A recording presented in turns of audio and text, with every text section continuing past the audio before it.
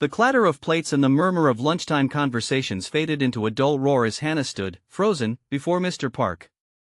His face, usually a mask of geniality, was tight with disapproval. "Hannah SSI," he began, his voice low but sharp enough to cut through the ambient noise of Soul Food, the small, family-run restaurant where she'd worked for the past 2 years. "I'm afraid I have some difficult news."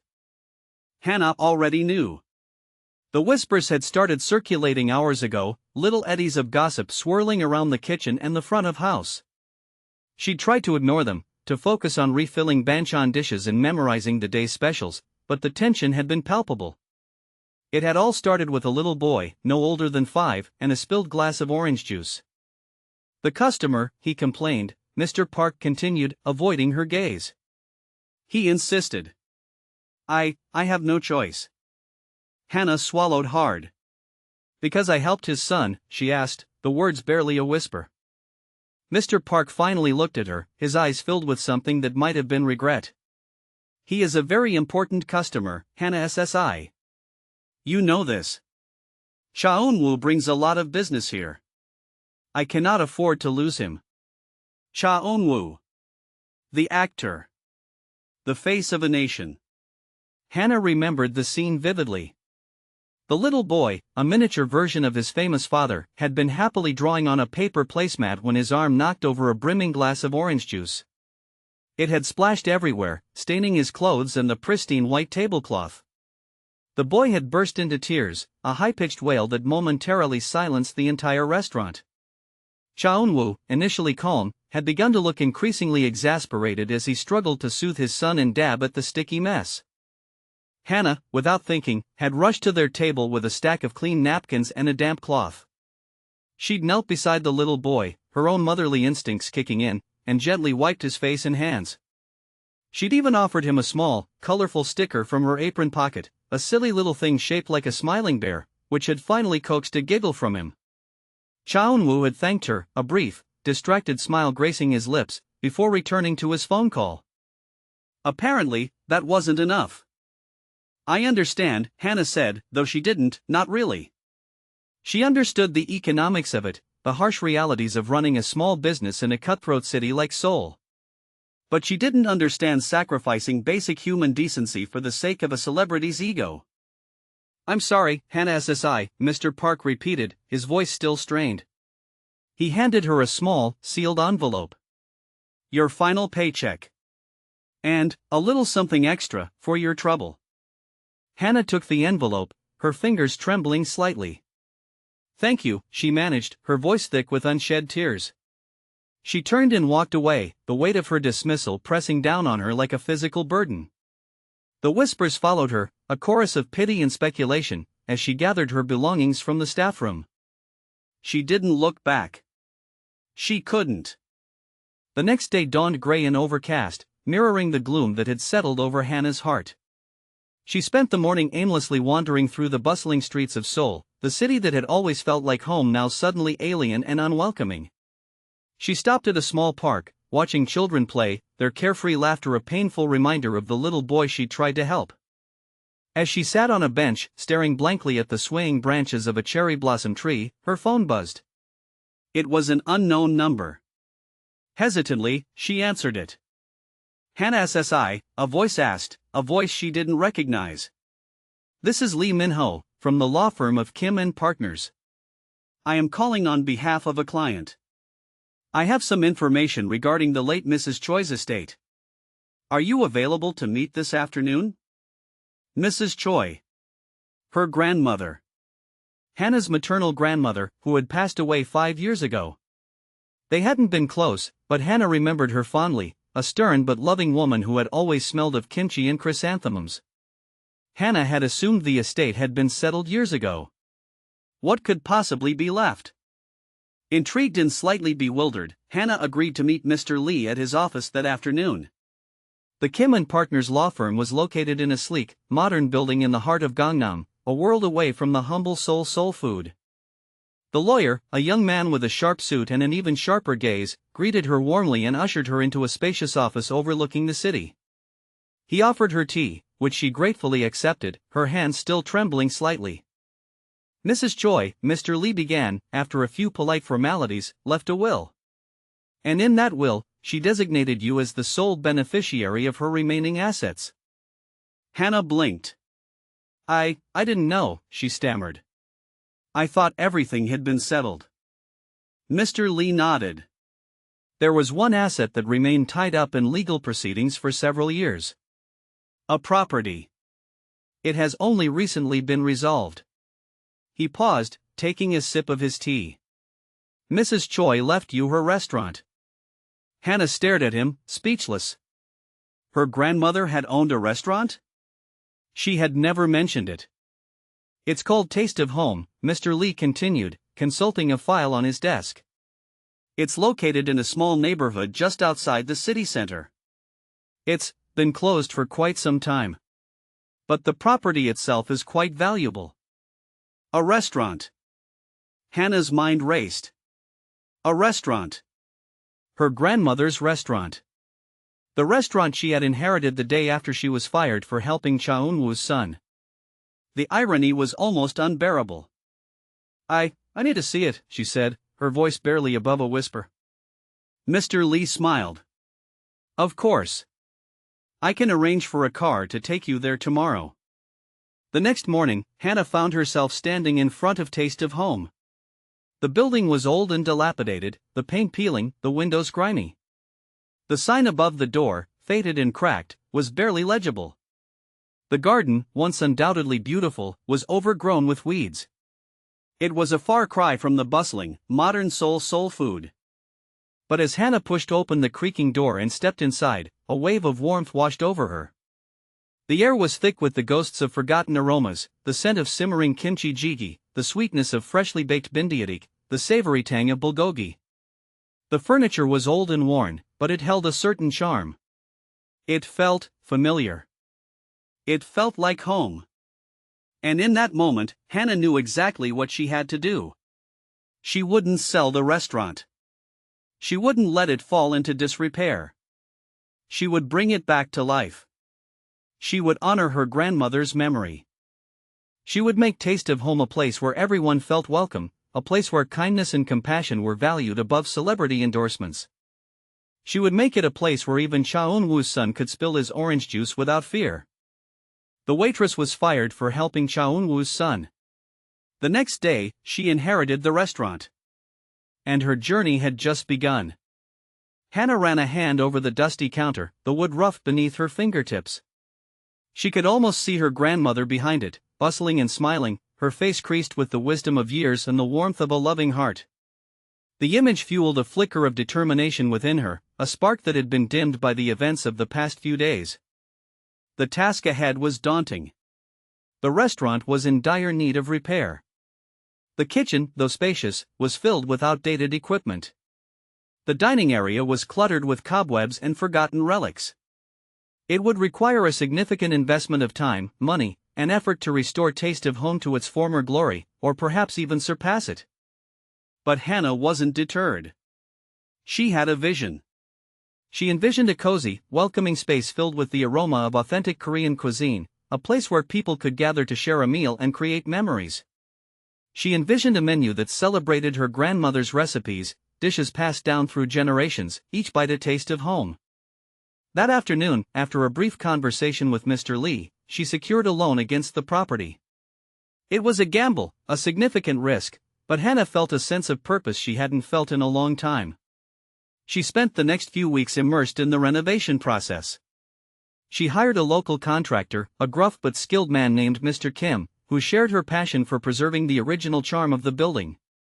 Together, they worked tirelessly, stripping away layers of decay and revealing the beauty that lay beneath.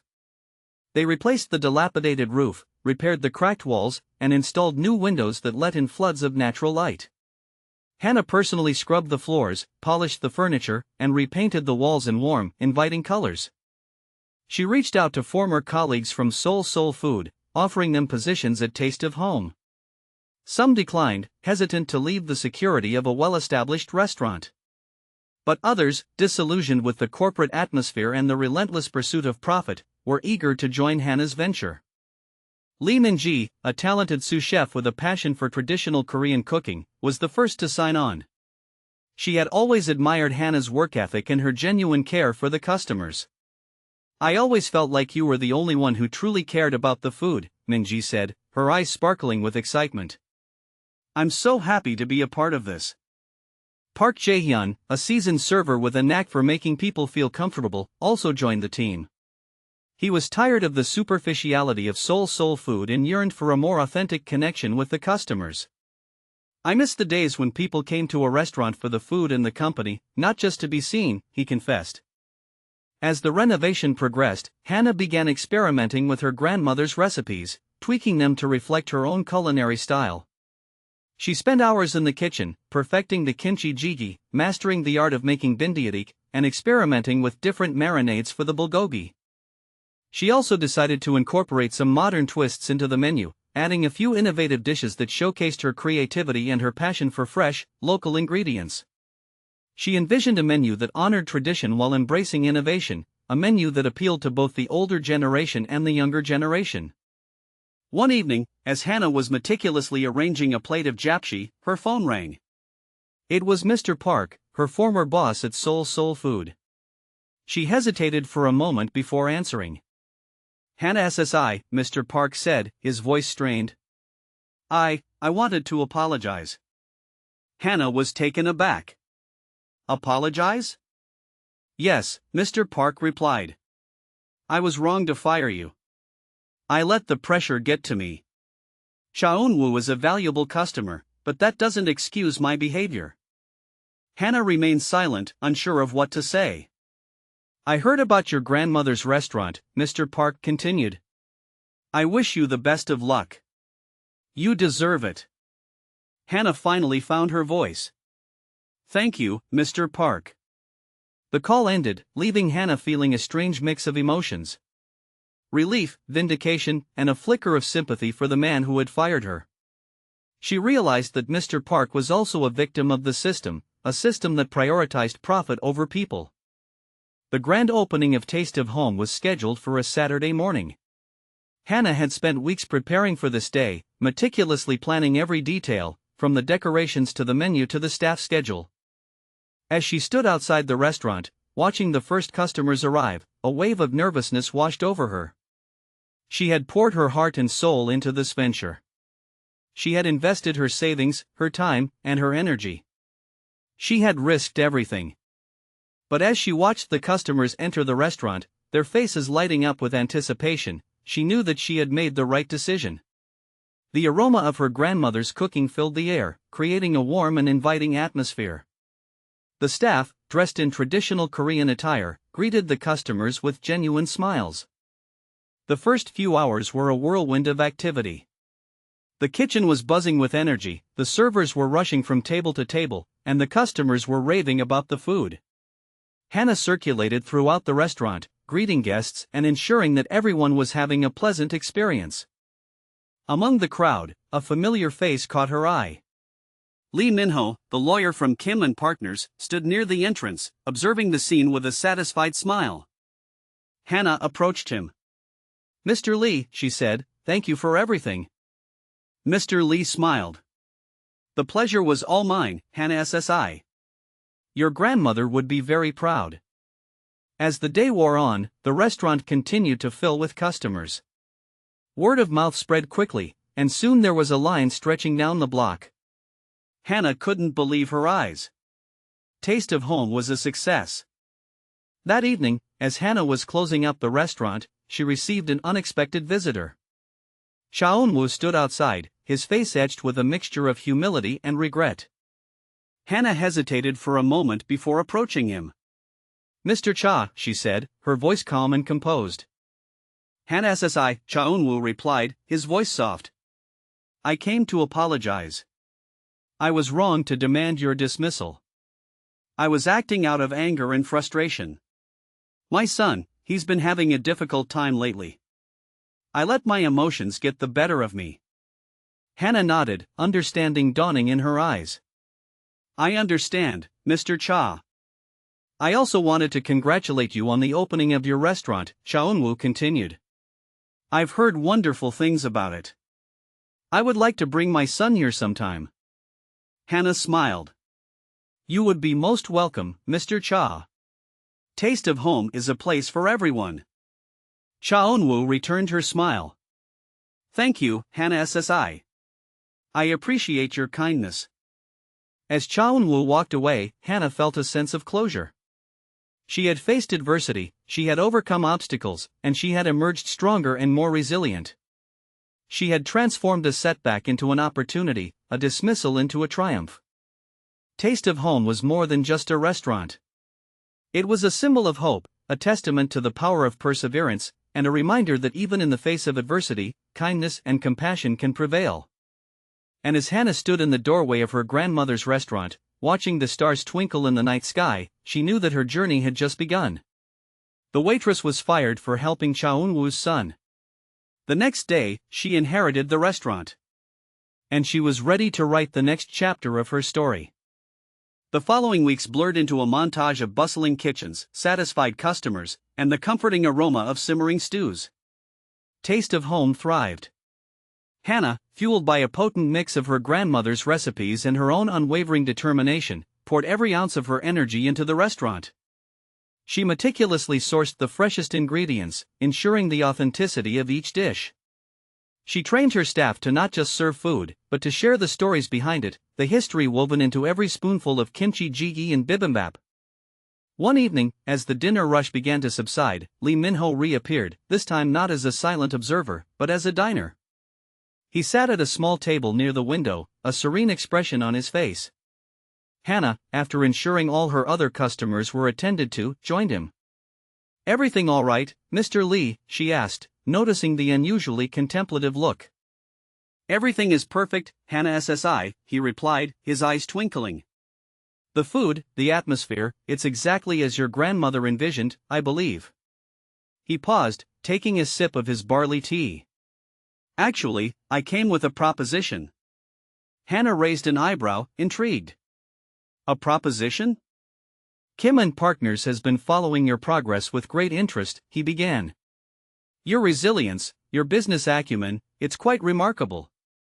We believe Taste of Home has the potential to become something much larger than just a local restaurant. Hannah listened intently, her heart pounding in her chest. We'd like to offer you a partnership, Lee Min-ho continued, leaning forward. To help you expand Taste of Home into a franchise. We can provide the legal, financial, and marketing expertise to take your grandmother's legacy to a national, perhaps even international, level. Hannah was stunned. A franchise? It was a dream she hadn't even dared to entertain. Mr. Lee, she stammered, I don't know what to say. This is incredible. Think about it, Hannah SSI, he said, a gentle smile gracing his lips. Imagine Taste of Home in every major city, sharing the warmth and comfort of Korean cuisine with the world. Your grandmother's dream, amplified tenfold. He handed her a sleek folder containing a detailed proposal. Review the documents. There's no pressure. But we believe in you, and we believe in Taste of Home. The next few days were a whirlwind of research, consultations, and sleepless nights. Hannah pored over the proposal, meticulously analyzing every clause, every financial projection. She spoke with other restaurant owners, seeking their advice and insights. She even contacted a business mentor she had briefly connected with in college, a successful entrepreneur who had built a national chain from the ground up. The more she learned, the more she realized the enormity of the opportunity. A franchise could bring Taste of Home to millions, but it also came with significant risks. She would have to relinquish some control, delegate responsibilities, and navigate the complex world of corporate finance. It was a far cry from the cozy, intimate atmosphere she had created in her grandmother's old restaurant. One evening, as she was locking up, Cha Eun-woo appeared again, this time with his son in tow.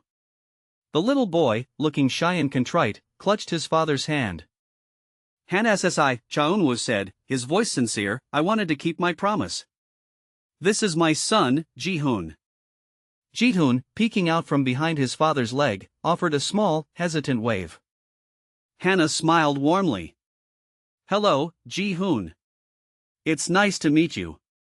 She knelt down to his level. I have a special dessert here, just for you. Would you like some? Ji-hoon's eyes lit up. Yes, please.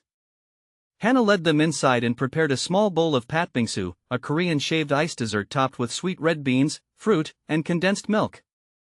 Ji-hoon devoured it with gusto, his face smeared with red bean paste. As Ji-hoon ate, Eun-woo watched Hana with a newfound respect. He saw the genuine warmth and kindness that had been obscured by his own anger and pride. He understood now why his son had been so drawn to her. Thank you, Hana SSI, he said, his voice filled with gratitude. You've been very kind to us. It's my pleasure, Mr. Cha, Hana replied. I believe everyone deserves a second chance. As they were leaving, Ji-hoon tugged on his father's sleeve. Appa, he whispered, can we come here again? Eun-woo smiled. Of course, Ji-hoon. We'll come here as often as you like. That night, as Hana lay in bed, she thought about Lee Min-ho's proposition, about the risks and rewards of franchising, and about the encounter with Eun-woo and his son. She realized that Taste of Home was more than just a business, it was a place of healing, a place of connection, a place where people could find comfort and solace. She made her decision. The next morning, she called Lee Min-ho. Mr. Lee, she said, her voice clear and resolute, I accept your offer. The partnership with Kim and Partners was formalized quickly. Hana, with their support, began to lay the groundwork for the franchise. She hired a team of experienced managers, chefs, and marketing professionals. She developed a comprehensive training program to ensure consistency across all locations. She meticulously documented her grandmother's recipes, creating a detailed cookbook that would be the foundation of the Taste of Home menu. The first franchise location opened in Busan, a bustling port city on the southeastern coast of Korea. The launch was a resounding success. The Busan branch quickly became a popular destination for locals and tourists alike, drawn to the authentic Korean cuisine and the warm, inviting atmosphere. Soon, Taste of Home restaurants began to sprout up in other major cities across Korea, Seoul, Daegu, Gwangju. Each location retained the charm and character of the original restaurant, while also incorporating local flavors and traditions. Hana, now a successful businesswoman, remained grounded and focused on her mission. She visited each franchise location regularly, ensuring that the quality of the food and service remained consistent. She mentored her franchisees, sharing her knowledge and experience. She never forgot the lessons she had learned from her grandmother, the importance of hard work, perseverance, and above all, kindness.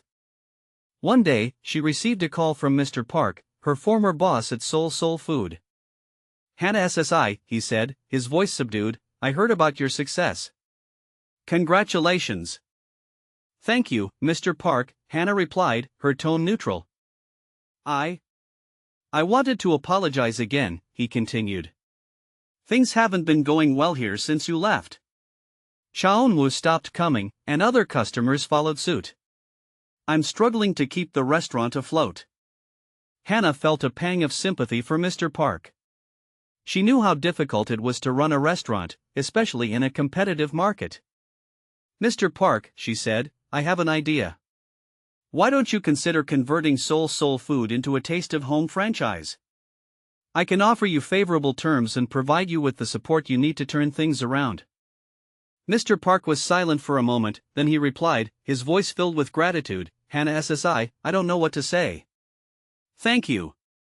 Thank you so much. And so, Seoul Soul Food became the newest Taste of Home franchise, a testament to Hana's generosity and her unwavering belief in second chances. Years later, Taste of Home had become a global phenomenon, with restaurants in major cities across Asia, Europe, and North America. Hana, now a celebrated entrepreneur and philanthropist, continued to travel the world, sharing her grandmother's recipes and her message of hope and resilience. She never forgot the day she was fired for helping Eun-woo's son. It was a turning point in her life, a moment of adversity that had ultimately led her to her greatest success. And she was grateful for every step of the journey, every challenge she had overcome, every lesson she had learned. For Hana knew that the true taste of home was not just the flavor of the food, but the warmth of the heart, the strength of the spirit, and the unwavering belief in the power of kindness. The grand opening of Taste of Home, Soul Food Edition was a vibrant affair.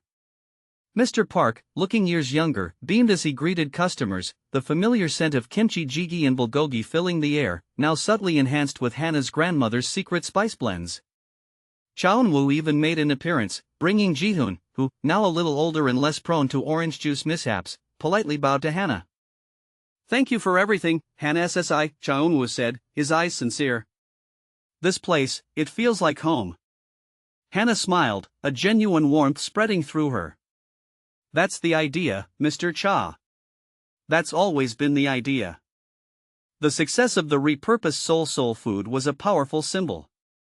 It demonstrated not just Hannah's business acumen, but also her capacity for forgiveness and her unwavering commitment to her values. The story resonated with people, further fueling the taste of home phenomenon. With each new franchise, Hannah made it a point to incorporate elements that reflected the local culture. In Paris, Taste of Home served a Korean-French fusion dish, a kimchi crepe that became an instant sensation. In New York, they offered a Korean-style hot dog, a spicy and savory twist on a classic American staple. These adaptations weren't just about appealing to local tastes, they were about celebrating diversity and creating a sense of belonging for everyone. Lee Min-ho, ever the astute businessman, was constantly brainstorming new ways to expand the Taste of Home brand.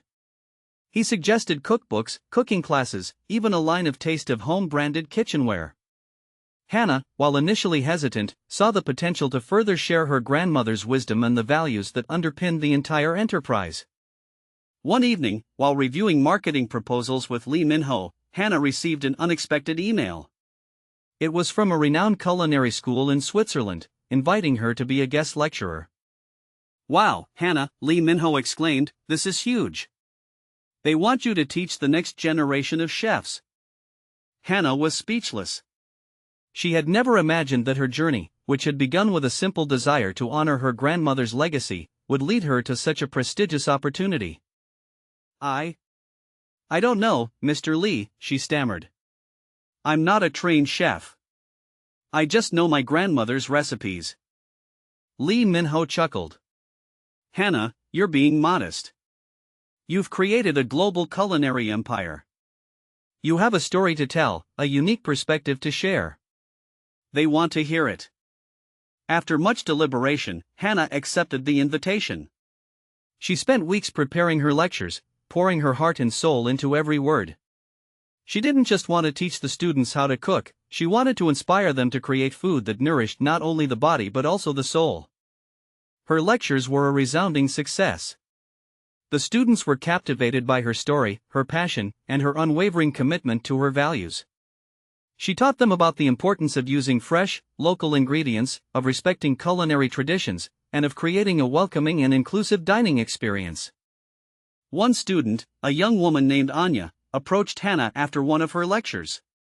"Hannah SSI," she said, her eyes shining with admiration, "your story has inspired me to open my own restaurant. I want to create a place where people can come together, share a meal, and feel like they're home." Hannah smiled, her heart swelling with pride. "That's wonderful, Anya. Remember, the most important ingredient is always love." As Hannah's influence grew, she used her platform to advocate for causes she believed in.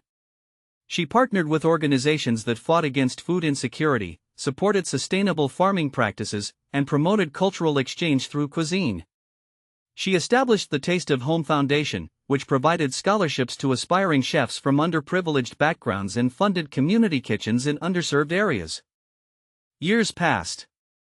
Hannah, now a global icon, continued to travel the world, sharing her grandmother's recipes and her message of hope and resilience. She remained humble, grateful, and deeply committed to her mission. One day, while visiting a Taste of Home franchise in a small village in Vietnam, Hannah noticed a young girl sitting alone at a table, sketching in a notebook. Intrigued, Hannah approached her. "Hello," she said gently. "What are you drawing?" The girl looked up, startled. It's a restaurant," she whispered shyly. "I want to open my own restaurant someday." Hannah smiled. "That's a wonderful dream," she said. "What kind of food will you serve?" The girl hesitated for a moment, then she said, "I want to serve food that makes people happy." Food that reminds them of home. Hannah's eyes filled with tears. She saw herself in this young girl, the same spark of passion, the same unwavering belief in the power of food to connect people and heal hearts. She knelt down beside the girl and took her hand. "Never give up on your dream," she said. "And remember, the most important ingredient is always love." As Hannah walked away, she knew that her grandmother's legacy would continue to live on, not just through the taste of home restaurants, but through the countless lives she had touched and the dreams she had inspired. The fired waitress, who had inherited a restaurant, had, in turn, gifted the world with a taste of home. And that, she realized, was a legacy worth more than any fortune. Hannah returned to Seoul, the bustling city now feeling both familiar and foreign. She found solace in the original taste of home, the small, unassuming restaurant that had started it all. The scent of simmering kimchi jjigae and grilling bulgogi still permeated the air, a comforting reminder of her grandmother's presence. One afternoon, a familiar figure walked through the door.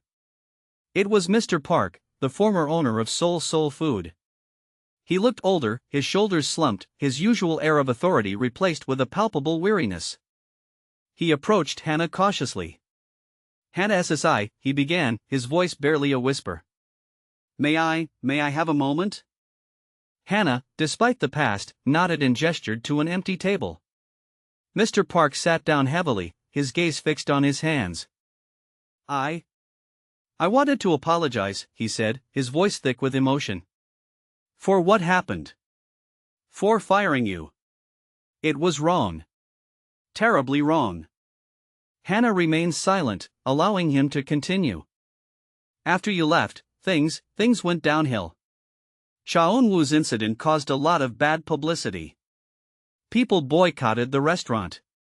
Eventually, I had to close it down. He looked up, his eyes filled with regret. I lost everything, Hannah. My business, my reputation. Hannah felt a pang of sympathy for him.